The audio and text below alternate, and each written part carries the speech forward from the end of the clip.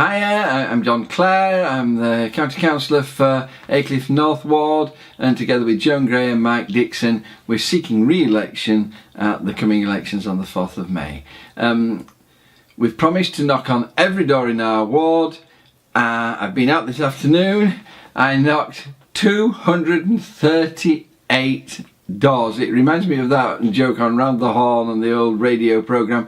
We're going to talk to a man who walked around the globe. Today we study his amazing feet, and my feet are killing me. But nevertheless, it was a good afternoon, and thank you to all the people for a really kind response on the doorstep. I met a lot of people, and everybody was very kind indeed. I'm going to deal, as I promised, I'm going to deal with the issues raised. The first one, some people just telling me what a lovely place Newton Aycliffe is, how they have no issues whatsoever, no complaints, they love living here. They particularly like its greenness and the green open spaces. Particularly people who've moved from other places to live in Newton Aycliffe will tell you this. They say we don't appreciate what we've got, those of us who live here. I was really pleased to be able to tell them that the Great Aycliffe Neighbourhood Plan, which by the way is coming up for voting in June, that explicitly protects our internal green spaces, which I think is really important that we do that, and you'll get a chance to vote that, and then it'll be into the planning regulations which people have to meet that will protect those green spaces.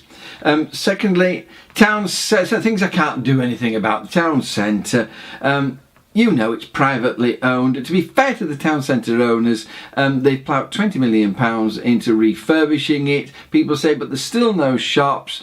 The neighbourhood plan did a soft marketing exercise. They wrote to hundreds of retailers asking them if they would be interested in coming to Newton Aycliffe and on what terms. They only got a handful of replies, and they only got 3 people who said they would be actually, 3 firms who would be actually interested in coming here. So it's to do with the size of the market and the commercial viability of setting up shop in Newton Aycliffe. It's nothing to do with even what the town centre owners are doing.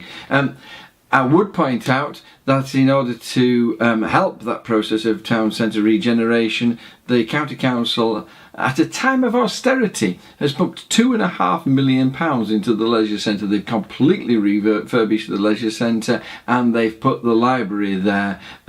Fantastic. How we've done that, I just don't know. Buses is another thing. People want buses. We did get a bus stop over by the Wooden Way roundabout, but if you want a bus route, the commercial companies, they will just say it's non-commercial. If you want another route, you can pay for it, and there's very little we can do about that.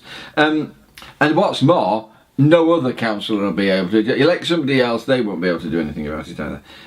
Children's play area, I've been very aware that there has been no play area northwest of the Cobblers Hall pub, and it needed dealing with. We got the funding for such a play area organised, but I genuinely tell you, there is nowhere to site that play area in that northwest crux between Burnhill Way going north and Burn Lane going west. There is nowhere. So where we've had to put it is just south of Burn Lane, across Burn Lane from the Cobblers Hall pub. There's a £150,000 play area going in there. It's going to be fantastic. Sud scheme. Many people said they loved the Suds Pond. They're very supportive, very protective of it. I did get one person who refused to believe that we'd seeded and planted it. That's just not true. We spent thousands of pounds plug planting and seed planting. There have been reeds hand planted round the lake, and the idea of it, there was just this person who said, you've cut it off. We can't get in there to look at it. Well, the point is that's the whole point of it. They're going to try and create an environment in which ground nesting birds can go there. So it has to be cut off. We mustn't go into it. And I'm aware that the grasses haven't grown up in a way that we would want. I rather think it might be down to those 2 horses that people put in there.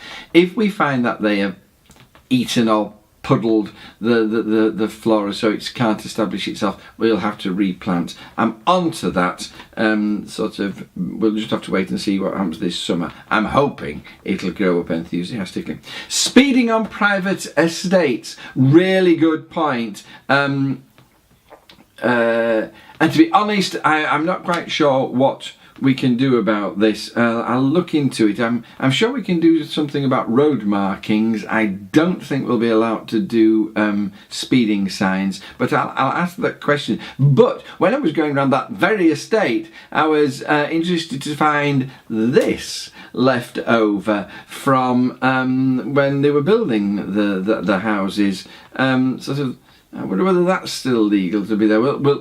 I'll look into that and I'll get back to you in it. Dog poo. This, strangely and embarrassingly, shamingly, is a problem on the private estates. We need an educational campaign, and I think I'll probably do something about that. If we get elected in May, we need to hit the ground running on that one. In the meantime, if you are prepared to report your neighbour, if you have a neighbour who is not picking up after their dog and you're prepared to report them, we will fine. We can send out the wardens to them, and we will fine. What we can't do is have wardens patrolling the streets 24 hours a day just trying to catch people.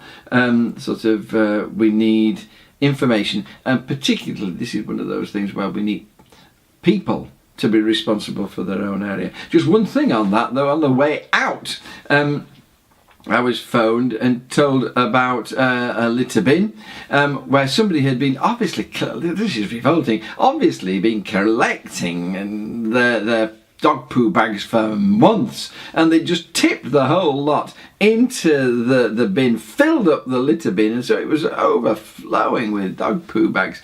And could I do something about it? I phoned member support, and on the way back home after my door knocking, I just dropped in to see if anything had been done, and look. Now, how good is that, County Council? Durham County Council, on the ball, well done. So thank you for a lovely afternoon. It drizzled on me all day, but it didn't rain, and I'll be out again tomorrow, I think, and I'll tell you about the things that are raised then. In the meantime, if you want to contact me about anything, those are the contact details. Please feel free, and don't forget to watch the promotional video at that URL.